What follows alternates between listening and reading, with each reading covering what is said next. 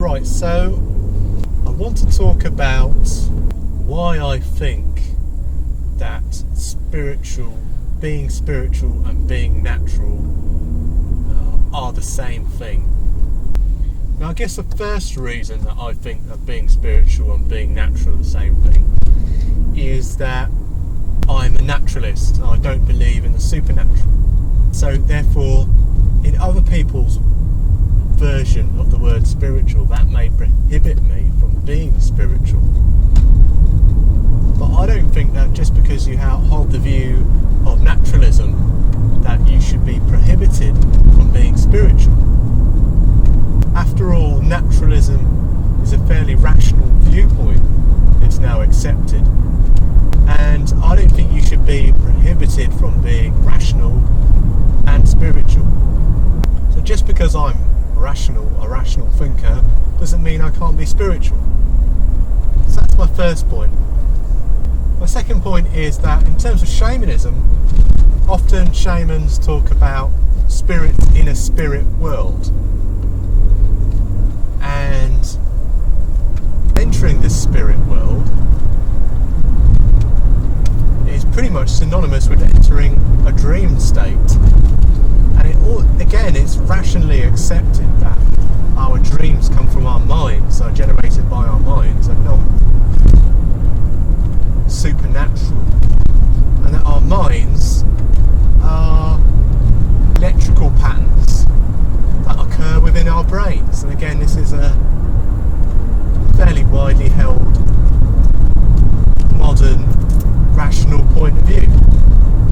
Now, skeptics will say that since all a shaman is actually doing is entering their own mind in a sort of dream state, that this doesn't hold that much significance. But I think it does hold significance. People might ask me, do you believe in spirits? Well, I'm not a spiritualist. I don't believe that spirits of dead people or perhaps demons float around in a spirit world which is akin to the real world but isn't the real world. It's not some other dimension. But I do believe in spirits and demons that exist within the mind. So when I enter the dream world and I dream whilst awake, I experience these things, and I consider these experiences to be important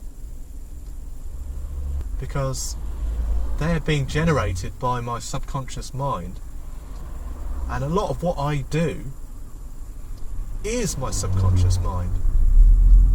Most of the things I do, in fact, will be done by my subconscious. And so therefore anything it generates to try and communicate with my conscious mind, i.e. a dream, I would treat with significance. This includes spirits and demons. I believe I get just as much out of this suspension of disbelief whilst in the dream as a shaman would get out of the same thing, but continuing to suspend their disbelief, or perhaps believing in the fact that there were spirits. Now, this whole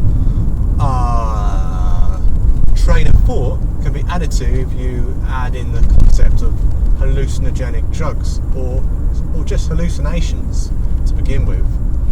When people hallucinate, it's not clear to them that the thing that they're seeing is actually generated by their mind, and they believe that the thing that they're seeing is not generated by their mind. And this, I believe, is a type of madness, not knowing how to distinguish between that which your mind generates and that which is constructed from the external world via your senses being processed through your brain. It's a bit like a childlike state, because children often are less clear on the difference between imaginary and real. So I would put this type of madness down to a lack of self-awareness. So therefore, anyone who believes in spirits and who has witnessed spirits or ghosts or strange voices is basically suffering from a lack of self-awareness. They haven't got to grips with the fact that their mind and their ego are their ego is part of their mind, and that their mind is a much bigger thing, and they're not necessarily in control of it all. So I don't think we need to appeal to a supernatural worldview in order to take on the wisdom of traditional shamanism. So basically, this point of view says that everything is natural, and therefore this includes spiritual. But if everything is natural, then everything is spiritual. Now, is this true? I think it is true to say that every experience can be viewed spiritually. And since all that we have is experience, therefore everything is spiritual. But I'm not talking objectively here. I'm not talking about the objective world. I'm not saying houses are spiritual, cars are spiritual. I'm talking about a subjective point of view, where I'm saying my perception of a house could be spiritual, my perception of a car could be spiritual.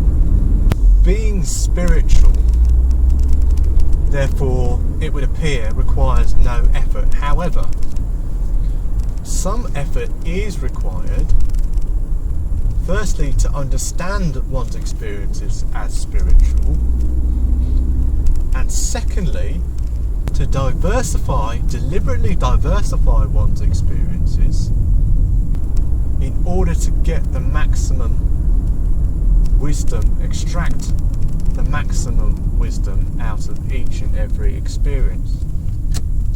Remember that culture does not make us unnatural, but it limits the things that we do naturally.